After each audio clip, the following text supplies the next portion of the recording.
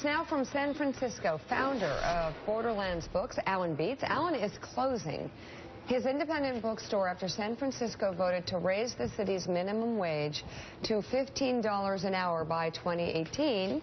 Alan, thanks for being with us. So you're closing because you can't afford to pay higher than minimum wage? Well, not exactly. It's not that I can't afford to pay higher than minimum wage, but I can't afford to pay a minimum wage that gets that high. Yeah, I mean, minimum wage obviously down at 7 and 15, and now, of course, this jumps it up to 15. We had said before in the lead-in that you could survive Amazon, you could survive Barnes & Noble, Borders, eBooks, all these other things. What was it about it being jumped up to $15 an hour that was just too much for you to take as a small business person? Well, I should probably clarify that the minimum wage actually in December was $10.74. So it's not quite as big a jump as from $7 to 15. But the long-term costs just end up getting too high. About 2 years from now, I'll be running in the red. How many? It'll get worse from there. How many employees do you have? 5. Not including myself. And so are all 5 of those minimum wage employees? No. So how many minimum wage employees do you have? 3. Yeah, so right now it's $11.05, and it's going to jump up in July 2018 to $15 an hour.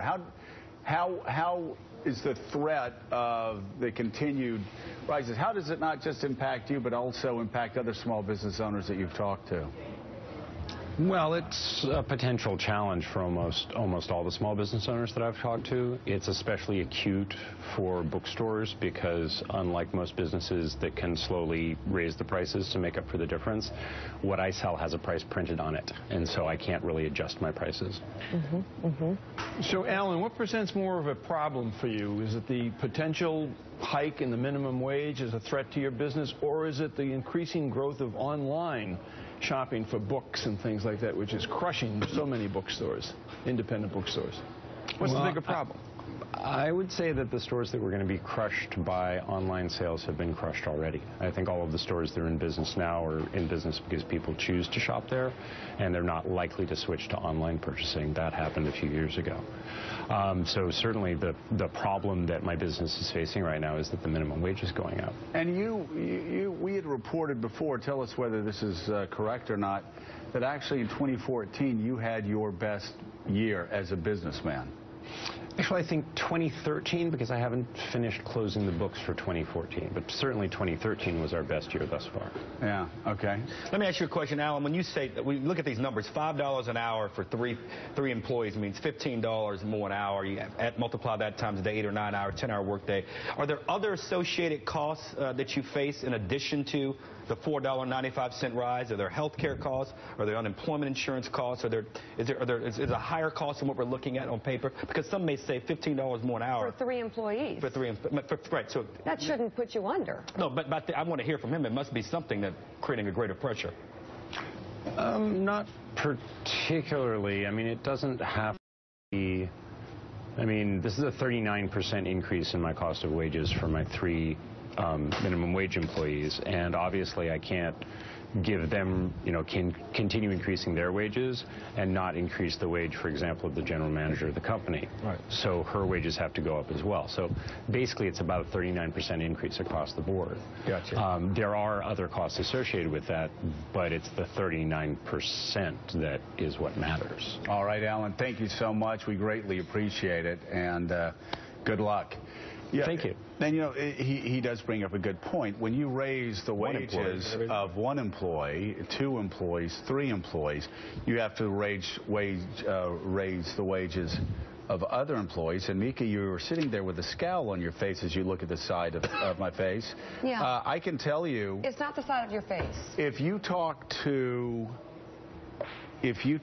small business owners who are operating on small margins and have have books that they can't raise, it may not seem like a big thing to mid-size or large businesses, but if you run a small business and you have to increase the minimum wage of 3 employees to 11 and then $15, that's a deal killer. for people with small margins. Now, you may not like that. Maybe you think these type of businesses should go out of business if they can't pay $15 an hour.